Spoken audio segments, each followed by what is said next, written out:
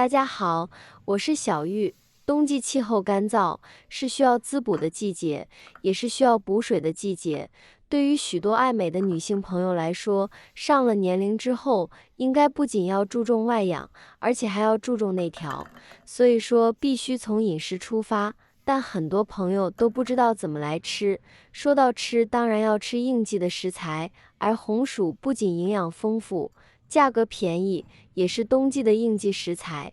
这个季节的红薯香甜软糯，怎么做都特别好吃，而且其中富含丰富的维生素以及各种营养元素，常吃对身体有诸多好处，而且它是一种对女性朋友特别友好的食材。当红薯和我们的红枣搭配在一起的时候，就更不得了了。首先准备1到2个树上刚摘下来的红薯，先把外皮上面的泥土清洗干净。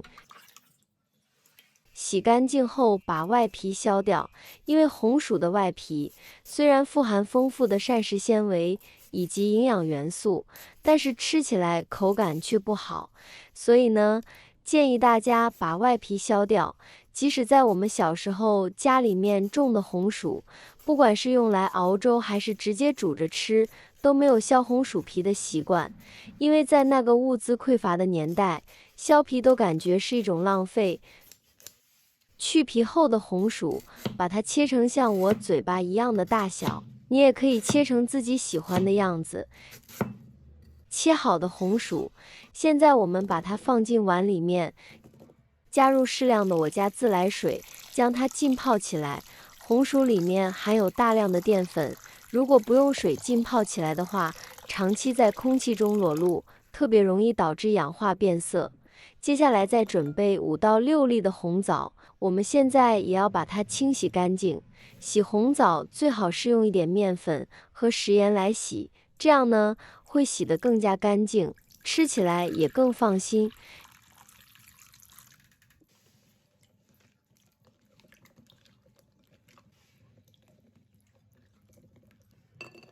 洗好的红枣，我们现在用牙签在它的表面多戳上一些小孔，这样做既可以保证让红枣里面的营养成分充分的被释放出来的同时，还可以保证红枣的完整性。其次，我们还可以用吸管直接从中间将红枣的核取出来。这个方法其实也非常的简单实用。当然，如果你不介意它是否完整，那么我们也可以用剪刀或者是菜刀，将上面的红枣肉切下来，将红枣核去掉即可。处理好后的红枣，我们也把它放一旁备用。接下来再准备1块生姜，生姜这里最好是准备老生姜。俗话说得好，冬吃萝卜，夏吃姜。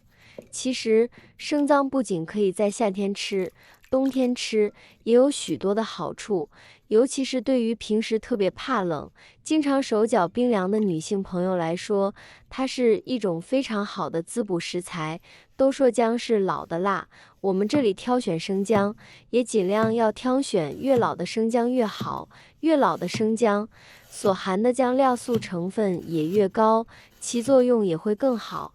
将生姜表面的泥土冲刷干净，这里大家需要注意，生姜皮尽量不要去掉，然后连皮将生姜切成薄片。如果你喜欢吃生姜的话，我们切成片之后还可以切成细丝，最后切成生姜末，这样的话生姜的味道会更加浓郁。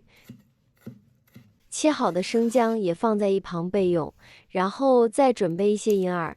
银耳我们这里准备半个就可以了。准备好的银耳放进碗里，用温水将它泡发。泡发后加一点盐和面粉，抓洗干净。银耳也是一种常见的菌类，营养非常丰富，特别适合女性食用。俗话说得好，穷人的银耳，富人的燕窝。由此可见，银耳是一种非常滋补而且美丽的食材。洗好的银耳，我们现在用清水再淘洗2次。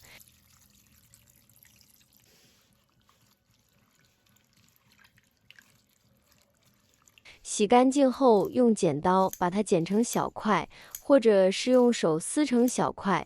撕得越小越好，这样其中的营养成分才更容易被释放出来，而且撕得越小，越容易出胶，熬出来的银耳更加顺滑好喝。